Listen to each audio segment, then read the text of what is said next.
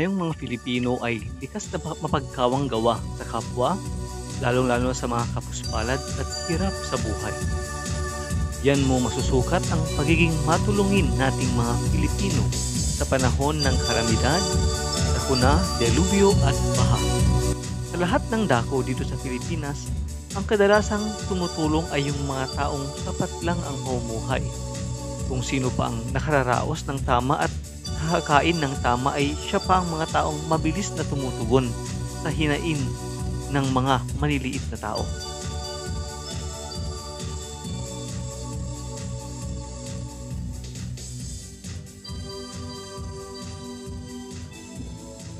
Ito si Baby Janela na nakatira sa barangay Kaparispisan sa bayan ng Pagudpud, Ilocos Norte.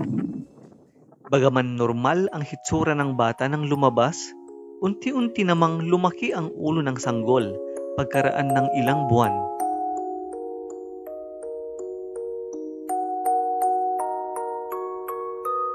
Ngayong 1 taong gulang na si Janela, tila bilanggo na siya ng higaan dahil hindi na siya basta mabuhat, bunga na rin ng labis na laki ng kanyang ulo na sanhi ng hydrocephalus.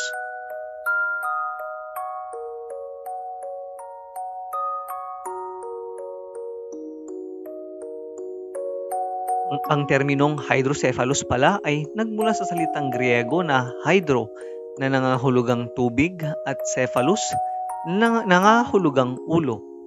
Tulad ng ipinapahiwatig ng pangalan, ito ay isang kalagayan kung saan ang pangunahing katangian ay labis na akumulasyon ng likido sa utak.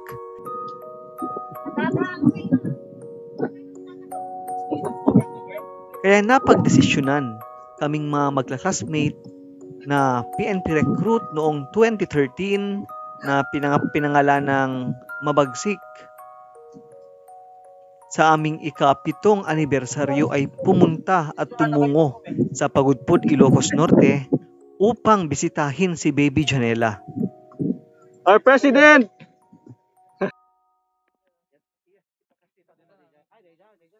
Dito namin nalaman na marami palang mga foundation at mga taong naawa at gustong tumulong sa pagpapaopera ni Baby Janela.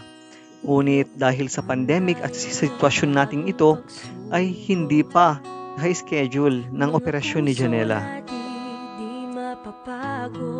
Kaya tinanong namin ang kanyang tatay kung ano pa ang dapat naming gawin, ano ba ang dapat naming maitulong sa kanya. Na ang sabi naman niya ay hinihintay lang daw ng nurse ng isang hospital na tawagin sila kung ready na sila sa kanilang operasyon ng kanyang anak.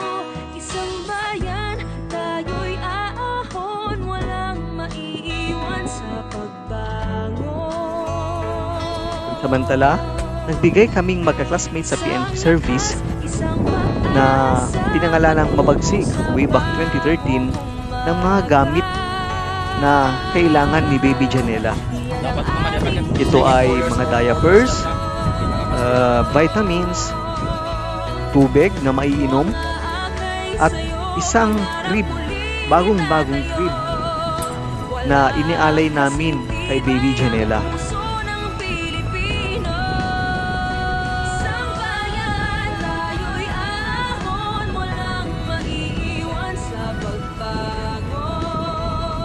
Wala mang masyadong reaksyon si Baby Janela, ngunit kitang-kita rin namin sa kanyang mga mata at sa pagkumpas ng kanyang mga kamay at paa na tuwang-tuwa siya sa kanyang inihatid naming kokonting tulong. Isang panalangin naman ang inialay namin kay Baby Janela para sa nalalapit niyang operasyon. Kung matuloy man ito ay ambag kami sa kanyang operasyon para sa kanyang agarang paggaling.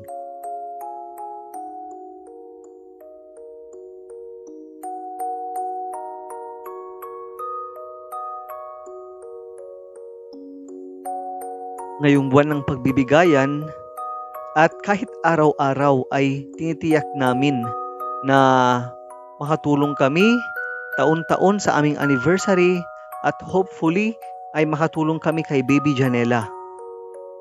Kahit kunti lang ang inilaan naming budget para sa kanya, ay kitang-kita namin sa kanyang mga mata ang labis na katuwaan, maging ang kanyang ama at ang kanyang kapatid at ang kanyang buong pamilya.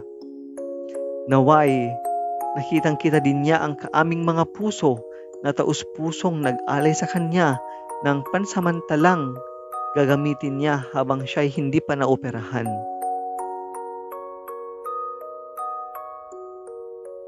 Please don't forget to subscribe on my channel, Eddie Juan